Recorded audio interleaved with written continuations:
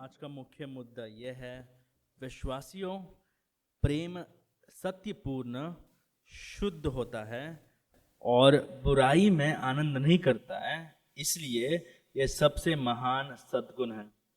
विश्वासियों, प्रेम सत्यपूर्ण है, सत्यपूर्ण आनंद नहीं करता, इसलिए यह सबसे महान सद्गुण है। आज जो है हम 13वां अध्याय को समाप्त करने की कोशिश करेंगे। तो जैसे हम संदर्भ में देख रहे हैं, 12 से 14 तक पौलुस जो है वो सामूहिक आराधना के बारे में बात कर रहे हैं। और जैसे हमने ये कलीसिया के बारे में ऑलमोस्ट 1 वर्ष से सीखते आए हम कि ये कलीसिया जो है इसमें ज्ञान कूट कूट के भरा है। पहला अध्याय में पौलुस ये कहता है कि कोई भी बात की कमी नहीं, इस कलीसिया में कोई भी वरदान की कमी नहीं है। यानी ये लोग जो है, अगर हमारे भाषाओं में बोले जाए 21वीं शताब्दी, कि ये लोग बहुत ही टैलेंटेड है, स्किलफुल है, इनको वचन बहुत ही सही से पता है। और आत्मिक वरदान में जो है, कई कई बार क्या करते हैं, हम देखते हैं कि हमारे कलीसिया में ये वरदान होता तो अच्छा होता, हमारे कलीसिया में ये वरदान होता तो अच्छा होता। तो कोरिन्थ में अगर लोग कोरिन्थ को देखेंगे तो लोग कहेंगे कि ये कलीसिया में तो कोई कमी नहीं है वरदानों के विषय में, राइट। हो सकता है अब आप पर सबसे बेस्ट गिटार प्लेयर है, पियानो प्लेयर है, प्रचारक तो भर भर के पड़े हैं, 4 प्रचारक पड़े हैं और चेले बनाने में सक्षम है। हो सकता है कि लेखक लोग भी है, हो सकता है फिलॉसफी समझाने वाले लोग भी है।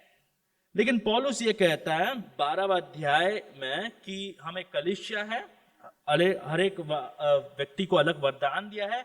और 12वां अध्याय आखिर में पौलुस ये कहता है कि वरदान तो ठीक है, लेकिन आप में एक चीज की कमी है, वो है प्रेम। और 13वां अध्याय 5वें वचन तक हमने देखा कि प्रेम के बिना हम कुछ भी नहीं। पिछले बार हमने 5वें वचन में रोका था, हमने ये देखा था कि प्रेम जो है धीरजवंत है, प्रेम कृपालु है, प्रेम डर नहीं करता है, प्रेम अपनी बड़ाई नहीं करता है, प्रेम फुलता नहीं, वो अनिरीति नहीं चलता है, वो अपनी भलाई नहीं चाहता है, झुंझलाता नहीं, बुरा नहीं मानता है। और 6ठे वचन से पौलुस और भी गुण देता है। तो प्रेम के गुण हम 6ठे वचन से लेके 8वें वचन पहले भाग तक देख सकते हैं। यहाँ पे पौलुस 7 गुण और देता है। फिर से मैं एक बार कहता हूं, ये जो है ये केवल एक कवि नहीं है। तो लोग जो है इसको केवल कवि या फिर कविता के रूप में देखते हैं और कहते हैं कि क्या वाह, बहुत ही बढ़िया कविता है। लेकिन पौलुस जो है जानबूझकर जो भी कह रहा है वो इसलिए कह रहा है क्योंकि इनको लगता होगा कि प्रेम जो है वो केवल वर्णन किया जाए तो बेहतर है। नहीं, पौलुस कहते हैं नहीं, प्रेम कार्यों में दिखता है, love is in action, right. और 6ठे वचन में पहला गुण देता है, पौलुस ये कहता है कुकर्म से आनंदित नहीं होता। तो प्रेम का पहला गुण ये है कि प्रेम अन्याय में आनंदित नहीं होता है। प्रेम अन्याय में आनंदित नहीं होता। जो जो शब्द इस्तेमाल किया गया कुकर्म, राइट, वो शब्द का हम ऐसे भी अनुवाद कर सकते हैं कि अन्याय है, विकेडनेस, ईवल, बुराई, गंदगी, पाप, राइट। तो जैसे मैं प्रचार के लिए तैयारी कर रहा था, मैं बहुत सारा चीज सुन रहा था और पढ़ रहा था। तो संस्कृति के तौर से प्रेम, आजकल प्रेम जो है उसका परिभाषा हम खुद देते हैं, राइट। अगर आपको ये प्रेम लगता है तो आपके लिए ये प्रेम है, मेरे लिए ये प्रेम है, उनके लिए वो प्रेम होगा, वो संस्कृति के लिए वो प्रेम होगा। लेकिन बाइबल के अनुसार प्रेम क्या है? कुकर्म से आनंद नहीं होता है, प्रेम अन्याय में आनंदित नहीं होता है, राइट। कई कई बार जब प्रेम का परिभाषा होता है तो हम ये कहते हैं कि हो सकता है कि वो सत्य नहीं होगा, लेकिन वो बहुत ही प्रेमी शब्द था, वो बहुत ही प्रेम से भरा हुआ है। देखिए ये बहुत ही गलत है। बाइबल के अनुसार प्रेम जो है, फिर से दोहराता हूं, प्रेम सच्चाई से मिला हुआ है। प्रेम जो है उसका मानो कि शादी हो गया है। प्रेम और सच्चाई पति पत्नी जैसे, उनको हमें कभी अलग नहीं करना चाहिए। एक के बिना दूसरा नहीं होता है। मैं क्यों कह रहा है? क्योंकि यीशु मसीह यीशु मसीह सच्चाई है, यीशु मसीह प्रेम है और यीशु मसीह अनंत काल से है। जब हम ये दृश्य से देखते हैं, इसलिए पौलुस ये कहता है कि प्रेम अन्याय में आनंदित नहीं होता है। प्रेम अन्याय में आनंदित नहीं होता, इसका मतलब क्या है? राइट, हम जो चीज में आनंदित होते हैं उसका मतलब हम वो चीज अप्रूव करते हैं, बराबर। अगर रोड में, सड़क में एक लड़की को, राइट, एक 15 साल की लड़की को अगर एक 40 साल का व्यक्ति मार रहा है, पीट रहा है और आप आनंदित हो रहे हैं, आप जश्न मना रहे हैं, तो इसका मतलब क्या है? मेरे नजर में, बाइबल के अनुसार, आप भी वो पाप कर रहे हैं, क्योंकि आप पाप को नहीं रोक रहे और आप खाली देख नहीं रहे, आप जश्न मना रहे, आप आनंद बना रहे। तो प्रेम वैसा है। प्रेम जो है अन्याय में आनंदित नहीं होता है। Love does not delight in evil. क्योंकि जब हम चीज में आनंदित होते हैं, इसका मतलब वो चीज हम मान रहे हैं, वो चीज को हम आगे बढ़ा रहे हैं। प्रेम जो है, प्रेम अन्याय को आगे नहीं बढ़ाता है। प्रेम जो है, प्रेम अन्याय की वाहवाही नहीं करता है। प्रेम जो है अन्याय को फैलाता नहीं है, प्रेम अन्याय को रोकता है। तो इसको हम ऐसे भी देख सकते हैं, प्रेम जो है वो अन्याय को छुपाता नहीं है। प्रेम जो है वो अन्याय को नजरअंदाज नहीं करता है। प्रेम जो है डायरेक्टली या इनडायरेक्टली अन्याय की बढ़ोतरी में योगदान नहीं देता है। कोरिन्थ के कलीसिया में जब एक पुरुष जो है अपने सौतेली मां के साथ सो रहा था, तो लोग ये कह रहे थे कि हम जाके अगर इनसे कहेंगे तो ये लोग बुरे मानेंगे। तो पौलुस कहता है नहीं, अगर आप उनसे प्रेम करते हो तो आप पाप को आगे बढ़ने नहीं देंगे। आपको जाके बात करना है उनसे, आपको उनको कलीसिया से बाहर निकालना है। तो कई लोग ये कहते होंगे पौलुस को कि पौलुस आप कितने कुकर्मी व्यक्ति हो कि आप ये कह रहे कि किसी सदस्य को बाहर डाल दो। हो सकता है कई लोगों ने पौलुस से ये भी कहा होगा कि पौलुस आप क्यों चर्च डिसिप्लिन पर विश्वास कर रहे हैं, आप क्यों पापियों को कलीसिया से बाहर डालने के लिए बोल रहे हैं, आप प्रेमी नहीं हो। और पौलुस कहता है नहीं, प्रेम अन्याय में आनंदित नहीं होता है, प्रेम अन्याय में योगदान नहीं देता है, प्रेम अन्याय से घृणा करता है। इस कलीसिया में कई लोग विभाजन में जश्न मना रहे थे, विभाजन में आनंदित हो रहे थे। और इस कलीसिया में कई लोग अपवित्र जीवन को देखते हुए नजरअंदाज कर रहे हैं। और इस कलीसिया में कई लोग खुदगर्दी कर रहे हैं या फिर स्वयं केंद्रता को वाहवाही दे रहे हैं। हम इससे क्या सीख सकते हैं? हम ये सीख सकते हैं कि प्रेम जो है, प्रेम पाप को नजरअंदाज नहीं करता है। प्रेम जो है अन्याय में आनंद नहीं उठाता है। अगर आपसे कई लोग आके कानाफूसी कर रहे हैं और आप आनंद उठा रहे हैं, तो आप पहले तो जो व्यक्ति बोल रहा है उससे आप प्रेम नहीं कर रहे हैं। दूसरा चीज, आप जिसके बारे में बोला जा रहा है उससे भी प्रेम नहीं करते हैं। और सबसे महत्वपूर्ण चीज, आप प्रभु से ही प्रेम नहीं करते, क्योंकि अगर आप प्रभु से प्रेम करेंगे तो आप उसकी महिमा को बचाएंगे, आप उसको महिमा को बरकरार रखेंगे, आप उसके कलीसिया को बचाएंगे। और क्योंकि आप प्रभु से प्रेम नहीं कर रहे, उसके कलीसिया से प्रेम नहीं कर रहे, इसलिए जो व्यक्ति आपके साथ कानाफूसी कर रहा है, आप उसको ना रोक रहे हैं, लेकिन आप मन ही मन आनंदित हो रहे हैं। और उतना ही नहीं, जिसके बारे में बोला जा रहा है उससे भी आप नफरत कर रहे हैं। प्रेम जो है कानाफूसी में आनंदित नहीं होता है। प्रेम जो है बुराई में आनंदित नहीं होता है। किसका कैरेक्टर असैसिनेशन हो रहा है या फिर किसी के बारे में बुरा बोला जा रहा है, उसका कोई आधार नहीं है, प्रेम जो है उस चीज को रोकता है। उतना ही नहीं, जब आपको दिख रहा है कि कलीसिया में विभाजन हो रहा है, आप ये नहीं कहते कि नहीं हमारा कोई इससे लेन देन नहीं। प्रेम जो है वो कुकर्म से आनंदित नहीं होता है, वो प्रेम अन्याय में आनंदित नहीं होता है, प्रेम पाप को देखते हुए नजरअंदाज नहीं करता है। प्रेम जो है, राइट, जब एक विश्वासी और अविश्वासी का रिश्ता बढ़ रहा है, प्रेम जो है गॉड ब्लेस यू नहीं कहता है। प्रेम क्या कहता है? भाई आप विश्वासी हो, आपकी पत्नी अविश्वासी बनने वाली है, ये रिश्ता को हम हामी नहीं देंगे, ये रिश्ता गलत है। प्रेम क्या करता है? प्रेम अन्याय में आनंदित नहीं होता है। प्रेम जो है, जब जो व्यक्ति आके कहता है कि मेरा शरीर जो है वो पुरुष जैसा है लेकिन मुझे लगता है मैं स्त्री है, प्रेम कहता है नहीं, आप पुरुष जैसे दिख रहे हैं तो आप पुरुष ही हो। प्रेम जो है सच्चाई को दिखाता है। प्रेम पाप में आनंदित नहीं होता है। प्रेम ये नहीं कहता है कि नहीं, हम दो, हमारे दो, बाकी सब भाड़ में गए, हमको क्या लेन देन नहीं है, ये हमारा जीवन नहीं है, ये हमारा पाप नहीं है, हम प्रभु के मार्ग में चल रहे तो बस हो गया। नहीं, प्रेम अन्याय को देखते हुए नहीं रोकता है, प्रेम अन्याय को रोकने की कोशिश करता है। प्रेम अन्याय में आनंदित नहीं होता है।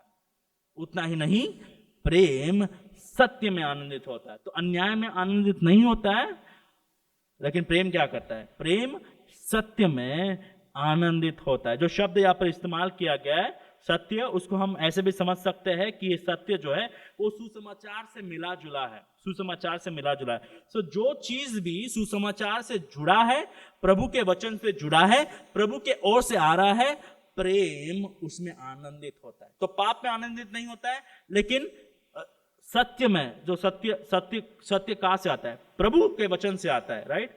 और हमारे संदर्भ में जो कुछ भी सुसमाचार से जुड़ा है, जो कुछ भी अच्छा है, सत्य है, प्रभु के वचन से जुड़ा है, उसमें प्रेम आनंदित होता है। और ये हमारे प्रैक्टिकल लाइफ में कैसे दिखता है? ये हमारे व्यवहार में कैसे दिखता है? जब एक नया सदस्य आता है तो हम आनंद मनाते हैं, राइट। जब कई लोग पाप में गिरे हैं और वो पश्चाताप करते हैं तो हम आनंद मनाते हैं। हम ये नहीं कहते अरे यार पश्चाताप क्यों कर लिया आपने, नहीं, हम आनंदित होते कि भाई पाप में चल रहे थे, अब वो जो है पाप से मन फिराव किए, राइट। जब कोई कबूली करता है तो हम कानाफूसी नहीं करते, हम क्या करते हैं? हम आनंदित होते हैं, राइट। और किसी को जब प्रमोशन मिलता है, राइट, हम आनंदित होते। प्रेम जो है वो सच में और सुसमाचार में जो कुछ सच है उसमें आनंदित होता है, राइट, उसमें आनंदित होता है प्रेम। और कलीसिया में जब लोग वचन को सुनकर बदलते हैं, प्रेम आनंदित होता है। तो प्रेम की परिभाषा यह है कि प्रेम को हम सत्य के बिना नहीं देख सकते। हाँ, जो हमें संसार बताता है वो ये है कि प्रेम जो है ये बहुत ही अलग चिन्ह है, इसके सच्चाई के साथ कोई लेन देन नहीं है। लेकिन बाइबल ये कहता है प्रेम सच्चाई के साथ जुड़ा है। और अगर आप वाकई में प्रेमी हो तो आप सत्य में आनंदित होंगे, सत्य में आप आनंदित होंगे। अगर कोई आपसे बेहतर है तो बेहतर है, अगर आपसे कोई ज्यादा परिपक्व है तो ज्यादा परिपक्व है, क्योंकि वो सच है। अगर प्रभु ने किसी को बढ़ोतरी दिया है तो बढ़ोतरी दिया है। और कुरिन्थ में ये लोग क्या कर रहे थे? ये लोग सच्चाई से भाग रहे थे। इनको ये लोग आसपास देख रहे थे और कहते हैं इनके पास ये वरदान है, प्रभु हमको भी ये वरदान दे। लेकिन पौलुस कहता है प्रेम सत्य में आनंदित होता है। क्या ये सच्ची बात है कि प्रभु वरदान देते हैं? हाँ। क्या ये सच्ची बात है कि प्रभु वरदान अपने संप्रभुता से देते हैं? उत्तर है हाँ। तो आप क्यों नाराज हो रहे? Why are you sad?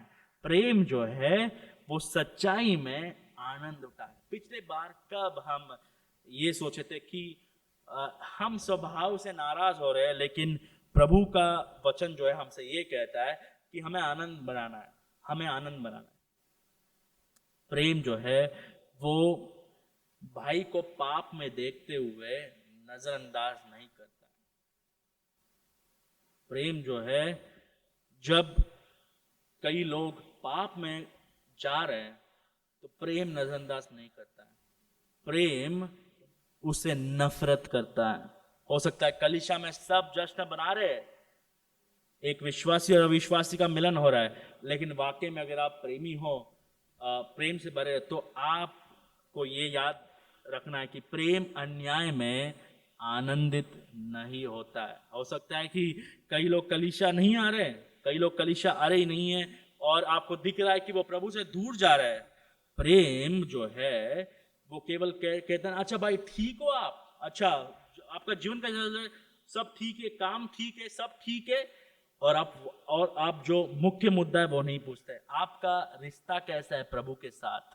प्रेम जो है ऐसे अन्याय को देखते हुए रहता नहीं, प्रेम अन्याय को उगाजर करता है, राइट, एक्सपोज करता है। प्रेम जो है अन्याय को रोकने की कोशिश करता है। क्या आपके जहन में कोई भाई बहन है जो अन्याय की ओर जा रहे हैं और आप ये कह रहे हैं कि ये मेरा कोई इससे कोई लेन देन नहीं है? नहीं, हमें वचन के द्वारा उनको दिखाना है, उनको समझाना है, क्योंकि हम उनसे प्रेम करते हैं। क्या आप किसी को कह रहे हैं कि आप उनसे प्रेम करते हो, लेकिन आप उनके जीवन में पाप को देखते रह रहे हो, पाप को बढ़ने दे रहे हो? प्रेम कुकर्म चीजों से, प्रेम कुकर्म से आनंदित नहीं होता है। प्रेम कुकर्म चीजों से नफरत करता है, घृणा करता है, जैसे प्रभु नफरत करते हैं। और 7वें वचन में पौलुस कहता है वह सब बातें सह लेता है। प्रेम सब कुछ सह लेता है। ये गुण का मतलब ये है कि प्रेम जो है कठिन परिस्थिति को सह लेता है, राइट। यहाँ पर पौलुस हो सकता है अपने खुद के सेवकाई के बारे में बता रहा है। 9वां अध्याय में जब पौलुस कहता है कि मेरा जो तनख्वाह है वो आना चाहिए, लेकिन मैं नहीं ले रहा हूँ, राइट। सुसमाचार के लिए मैं सब कुछ त्याग दे रहा हूँ, सुसमाचार के लिए मैं सब कुछ सह ले रहा हूँ, राइट। सुसमाचार के लिए मैं जो कुछ भी करना चाहता हूँ, राइट। मैं इब्रानी लोगों के लिए इब्रानी सीखूंगा, यूनानी लोगों के लिए यूनानी भाषा सीखूंगा, क्योंकि मैं प्रेम करता हूँ।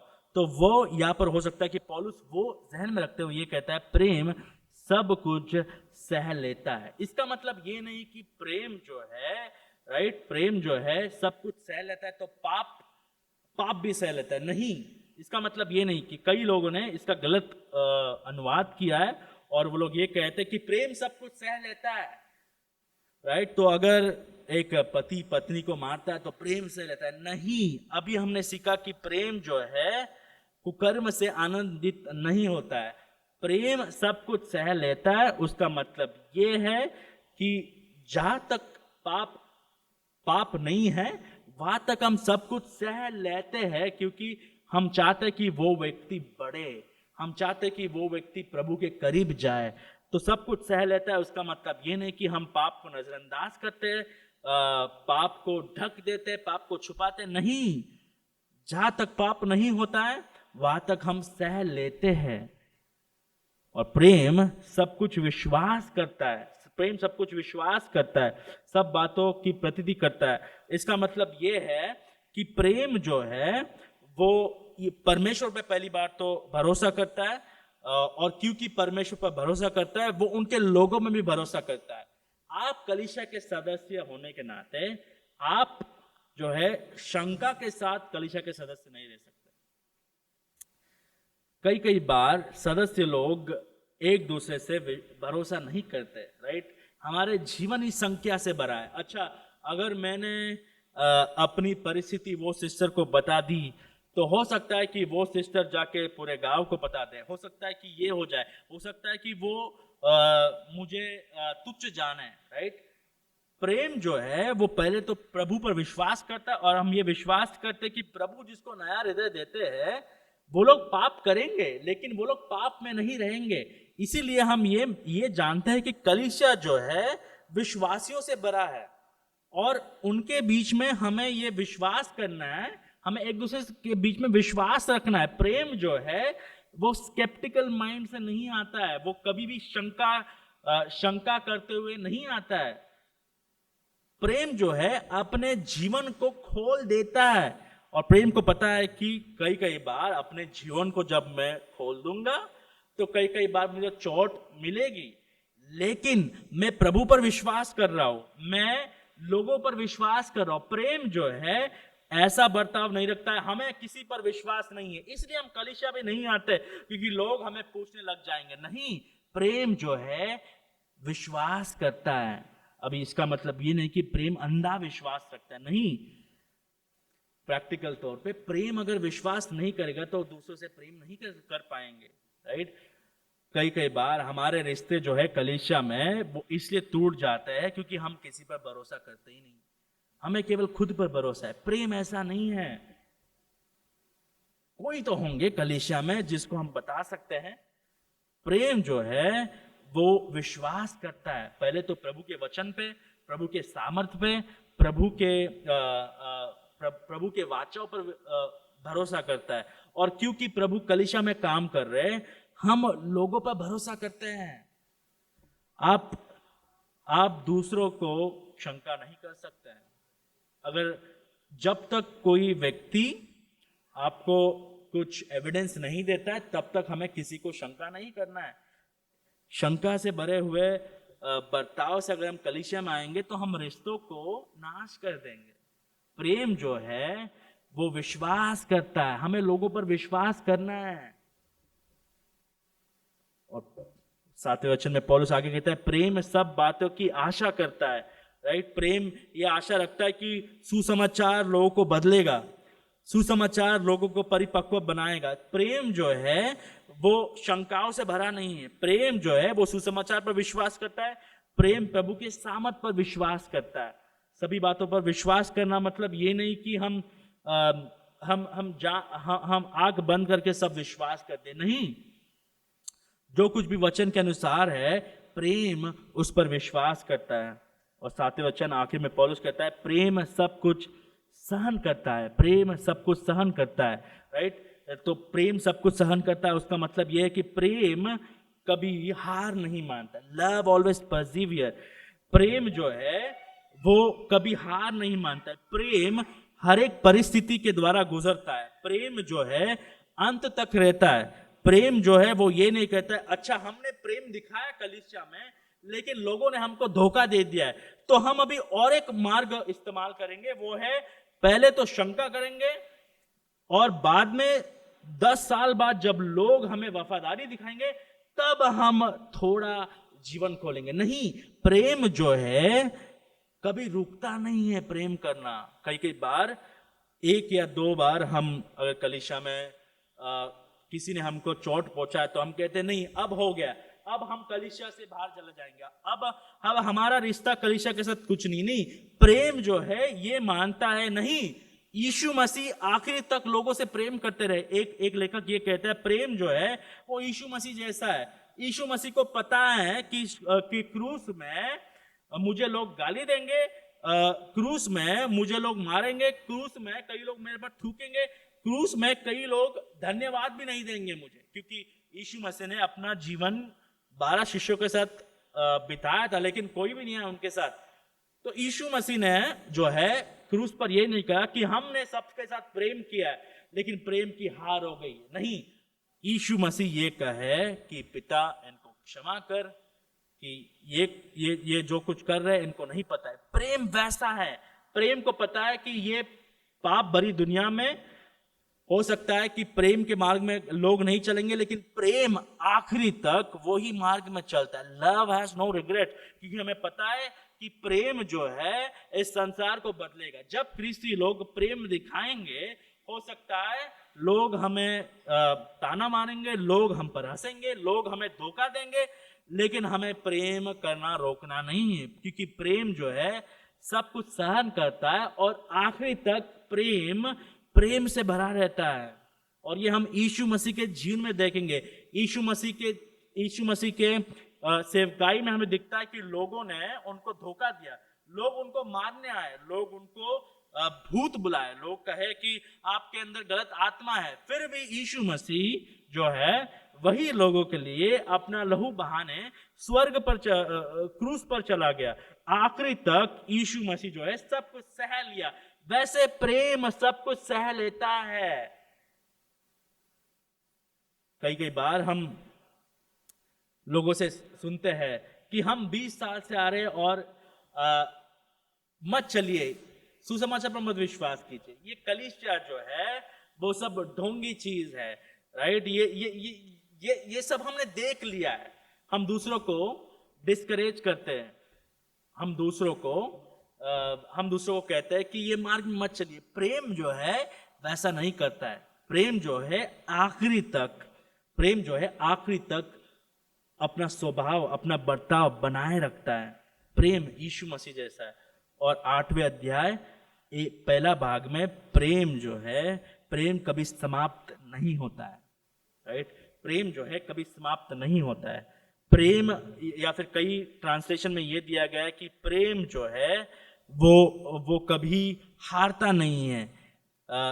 या फिर अगर मेरा अनुवाद देखें तो प्रेम जो है वो उसका विजय अंत में हो जाएगा। प्रेम जो है वो कभी गिरेगा नहीं। प्रेम जो है वो आखिरी दिन न्याय के सामने जाकर गिरेगा नहीं। ये जो शब्द यहाँ पर इस्तेमाल किया गया है, राइट, प्रेम कभी हलता नहीं, या प्रेम कभी समाप्त नहीं होता, या फिर प्रेम कभी हारता नहीं है। ये शब्द का मतलब वही है जब प्रभु जो है सबका न्याय करेंगे और कई लोग, बहुत सारे लोग वो न्याय के सामने हार जाएंगे। कई लोगों पर प्रभु जो है वो ये कहेंगे कि आपने अपना जीवन सही रीति से नहीं जिया है। अन्याय के द्वारा प्रभु जो है उनको नरक में डालेंगे। प्रेम का ये हाल नहीं होगा। प्रेम जो है वो विजय पाएगा। इसलिए राइट, हमें ये नहीं कहना कि हम थक गए प्रेम करते हुए, अब हम दूसरे मार्ग को चुनेंगे। नहीं, प्रेम जो है वो आखिर में जीतेगा। हो सकता है लोग आपके प्रेम का गलत इस्तेमाल कर रहे हैं, हो सकता है लोग जो है गलत एडवांटेज ले रहे हैं, लेकिन ख्रिस्ती लोग जो है वो हौसला कभी नहीं रोकते। ख्रिस्ती लोग ये नहीं कहते कि अच्छा हमने प्रेम का मार्ग चल लिए लेकिन प्रेम जो है वो इस संसार में नहीं चलेगा। नहीं, ख्रिस्ती लोग जो है प्रेम पर विश्वास करते हैं। प्रेम में आशा है, यीशु मसीह के सुसमाचार में आशा है, और वो ये कहता है कि प्रेम समाप्त नहीं होता है, क्योंकि सुसमाचार समाप्त नहीं होगा। और जैसे सुसमाचार का एक दिन विजय होगा, वैसे प्रेम का विजय होगा।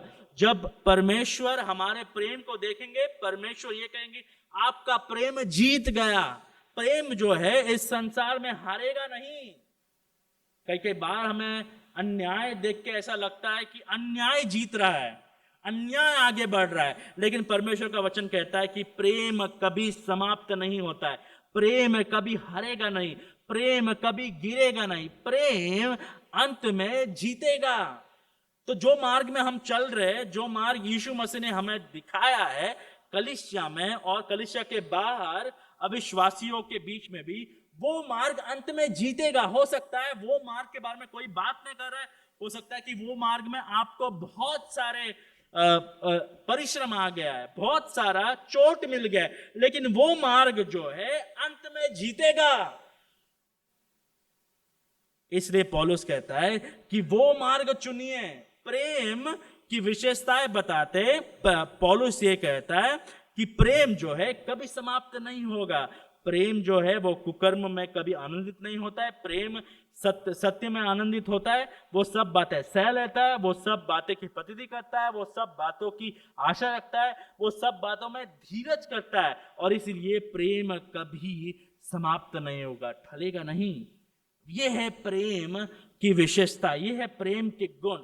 अब पौलुस ये सब बताने के बाद उसका उद्देश्य क्या है? उसका उद्देश्य ये है कि कोरिन्थ के लोगों को बताना कि ये जो वरदानों के पीछे भाग रहे चिन्ह, जैसे कि जो वरदान चिन्ह वरदान है, उसके बारे में पौलुस जो है 8वें अध्याय दूसरे भाग से लेके 12वें वचन तक पौलुस ये कहता है कि प्रेम स्थायी है, जबकि चिन्ह स्वरूप वरदान क्षणिक है। वो एक दिन चले जाएंगे। चिन्ह स्वरूप वरदान एक दिन चले जाएंगे, लेकिन प्रेम हमेशा तक रहेगा।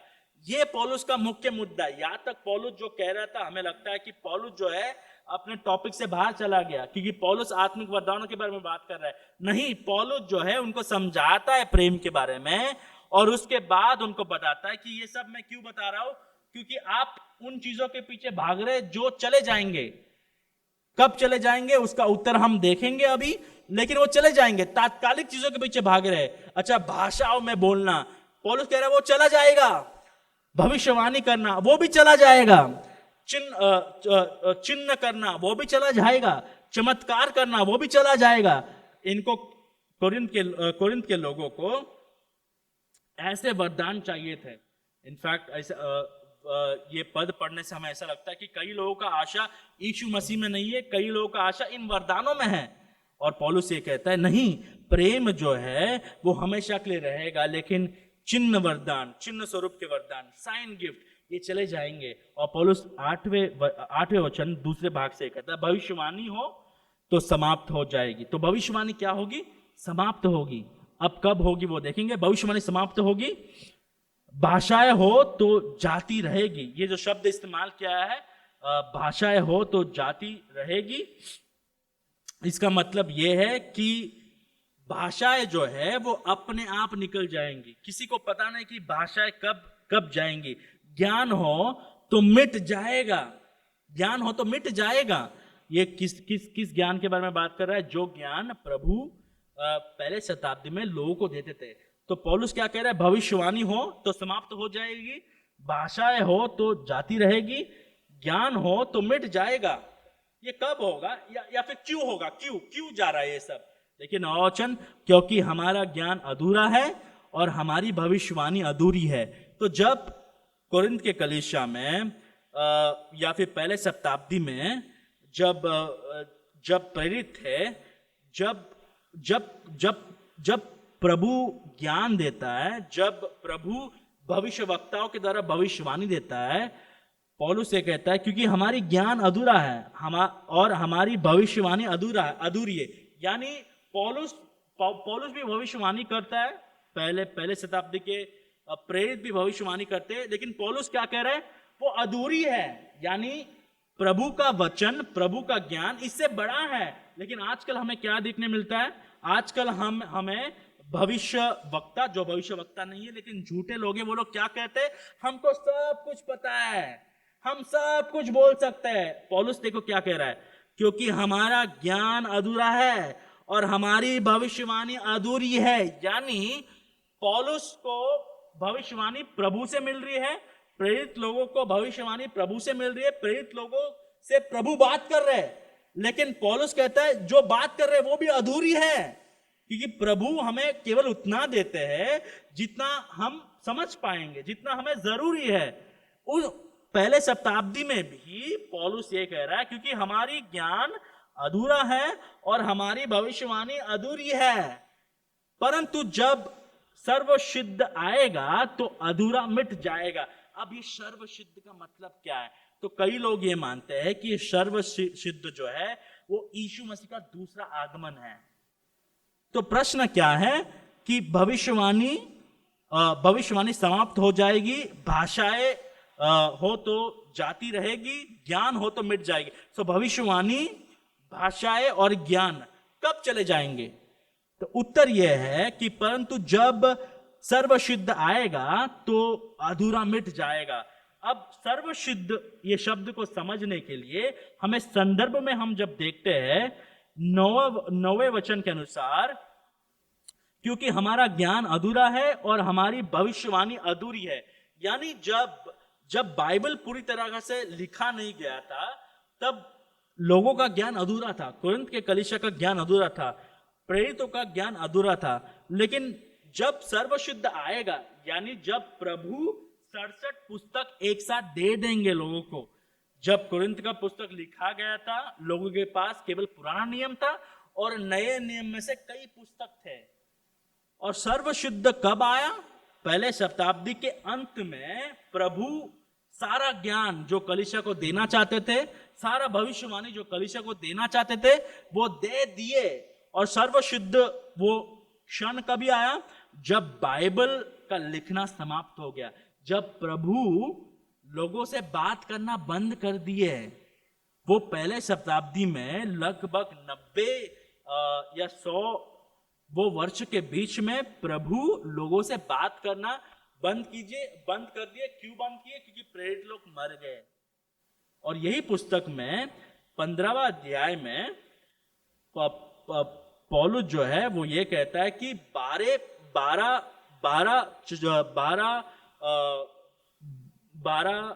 प्रेरित थे और ये प्रेरित जो है प्रभु के जीवन देके, प्रभु को मरते हुए देखे और प्रभु को जी उठते हुए देखे। आज इस जमाने में ऐसा कोई भी व्यक्ति नहीं है जो प्रभु का जीवन देखा है, जो प्रभु का मृत्यु देखा है, जो प्रभु को दफनाते हुए देखा है और जो प्रभु को जी उठते हुए देखा है। कोई भी व्यक्ति आज के जमाने में नहीं है। इसलिए हम ये मानते हैं कि प्रेरित लोग आज नहीं है। तो भाषाएं कब कब चले गए, भविष्यवाणी कब चली गई और ज्ञान कब चला गया? जब सर्वसिद्ध आ गया। जो थोड़ा ज्ञान था वो अब पूरा हो गया जब प्रभु ने बाइबल में सब ज्ञान दे दिया है। तो वो क्षण चला गया है, राइट? तो वो क्षण चला गया। और 11वां वचन और 12वां वचन में पौलुस जो है दो उदाहरण देता है। पौलुस ये बता रहा है, जब मैं बालक था तो मैं बालकों के समान बोलता था, बालकों का सा मन था, बालकों की सी समझ थी, परंतु जब सियाना हो गया तो बालकों की बातें छोड़ दिया। तो पौलुस यहाँ पर कह रहा है कि जब मैं बालक था, जब बालक जैसा बोलता था, बालक जैसा सोचता था और बालक जैसा मेरा बर्ताव था, यानी जब प्रभु वचन देने लग गए तो प्रभु जो है सारा वचन एक साथ नहीं दिए। प्रभु जो है वो एक समय में एक पुस्तक देते थे, एक प्रेरित के द्वारा कई भविष्यवाणी देते थे। और जब ये थोड़ा थोड़ा ज्ञान था कलीसिया के पास, वो थोड़ा थोड़ा ज्ञान को हम इकट्ठा करते, और जब प्रभु ने 67 पुस्तक दे दिए, यानी सर्वसिद्ध चीज आ गया, वो है बाइबल, पूरा 67 पुस्तक। अब जो है हम वो चीज को छोड़ देते हैं। वो चीज क्या है? अभी भविष्यवाणी की जरूरत नहीं है, अभी हमें भविष्यवक्ताओं की जरूरत नहीं। क्यों? क्योंकि हमारे पास बाइबल है। अब जैसे हम बचपना छोड़ देते हैं, वैसे ही हम वो चिन्ह के वरदान पर ध्यान नहीं देते, क्योंकि वो चिन्ह वरदान कई समय के लिए थे। कई समय के लिए भविष्य वक्ता दिए थे प्रभु ने नया नियम में, कई समय के लिए भाषाएं दिए थे, कई समय के लिए भविष्यवाणी दिया था प्रभु ने, कई समय के लिए ज्ञान दिया था प्रभु ने, कई समय के लिए चमत्कार करने वाला चिन्ह दिया था प्रभु ने। ये सब जो है वो सब कुछ चला गया, वो युग चला गया। अब कलीसिया जो है, कलीसिया बढ़ गया, परिपक्व बन गया। कैसे? क्योंकि कलीसिया के पास प्रभु का वचन है, 67 पुस्तक। प्रभु जो है ये 67 पुस्तक के बाहर बात नहीं करते हैं, क्योंकि वो सर्वशुद्ध चीज प्रभु का पूरा 67 पुस्तक है, प्रभु का पूरा ज्ञान है। और जब पूरा ज्ञान आ जाता है, अधूरा जो है वो चला जाता है। अधूरा क्या है? भाषाओं में बोलना अधूरा क्या है? भविष्यवाणी अधूरा क्या है? प्रभु का विशेष ज्ञान, ये सारा कुछ चला गया है। वो कब चला गया? पहले शताब्दी में, जब बाइबल का लिखना पूरा हो गया। लेकिन कई लोग ये मानते हैं कि नहीं, वो यीशु मसीह के दूसरे आगमन तक रहेंगे। लेकिन वचन के अनुसार, संदर्भ में हम ये बता सकते हैं कि जब सर्वशुद्ध आ गया, यानी बाइबल पूरी तरह से हमें दिया गया, अधूरा जो है यानी परमेश्वर का ज्ञान जो भविष्यवाणी के द्वारा आता था, जो भाषाओं के द्वारा आता था, वो सारा कुछ चीज चला गया है। कुरिन्थ के कलीसिया को पौलुस ये बताना चाहता है, जब आपके पास पूरा वचन आ रहा है तो आप क्यों उन चीजों के पीछे भाग रहे जो अधूरा है, राइट? भाषाओं में बात करना, कई लोगों को ये वरदान चाहिए था क्योंकि वो लोग अच्छा दिखेंगे, वो लोग बड़ा दिखेंगे, उनको लगेगा कि हम जो है बहुत ही परिपक्व है। पौलुस कहता है नहीं, प्रेम का मार्ग चुनिए, ये सब सारा चीज चला जाएगा, ये चिन्ह जो है, ये वरदान जो है वो चले जाएंगे। पौलुस जो है 12 वचन में पौलुस जो है एक और एग्जाम्पल दे रहे, वो ये कह रहे, अभी हम दर्पण में धुंधला सा दिखाई देता है, परंतु उस समय अपने आमने सामने देखेंगे। इस समय मेरा ज्ञान अधूरा है, परंतु उस समय ऐसी पूरी रीति से पहचानूंगा जैसे मैं पहचाना गया हूं। तो जब वचन पूरी तरीके से आएगा, तब वो शीशे में जैसे देखते हैं, राइट, दर्पण में जैसे देखते हैं, वैसे नहीं देखेगा पौलुस जो है पूरे 67 पुस्तक के द्वारा प्रभु को पहचानेगा। तो हमारा अनुवाद ये वचन के अनुसार ये है कि चिन्ह जो है, भविष्यवाणी जो है, भाषाओं में बोलना जो है, वो एक दिन चले जाएंगे, पौलुस कह रहा है। और जब हम इतिहास को देखते हैं, वो चले गए। पहले शताब्दी के बाद जो है प्रेरित चले गए, ये सब वरदान चले गए। अभी हमारा आशा सुसमाचार में, अभी हमारा आशा यीशु मसीह के वचन में है। पौलुस ये कह रहा है कि आपका आशा गलत चीजों में है। लेकिन दुर्घटना की बात यह है, बहुत ही गंभीरता की बात यह है कि कई लोगों की आशा भी यही चीजों में। आज भारत में ऐसे बहुत कम कलीसिया है जहां पर सुसमाचार है, जहां पर कलीसिया में लोग कहेंगे कि सदस्य बनो, आत्मिक वरदान इस्तेमाल करो। अभी भी लोग वही अधूरे ज्ञान के पीछे भाग रहे हैं, और वही अधूरे ज्ञान को देने के लिए झूठे शिक्षक आ गए।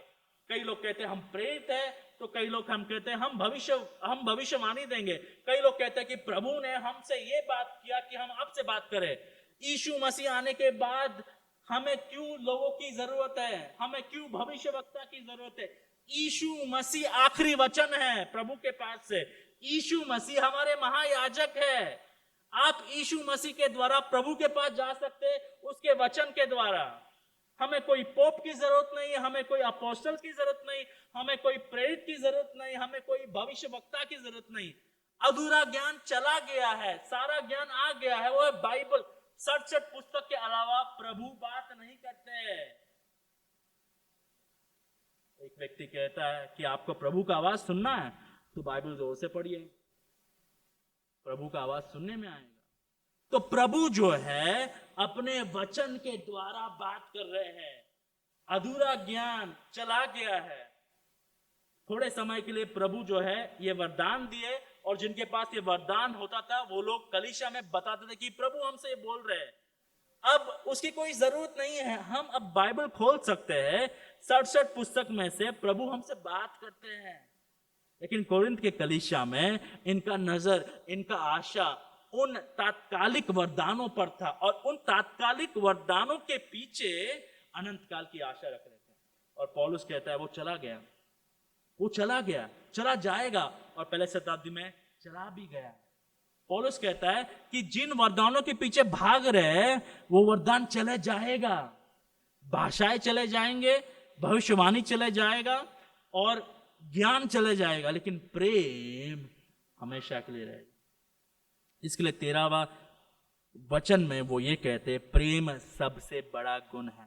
यहां पर पौलुस ये कह रहा है कि आप जो वरदान के पीछे भाग रहे हैं वो वरदान बहुत ही क्षणिक है, टेम्पररी है, वो चले जाएंगे।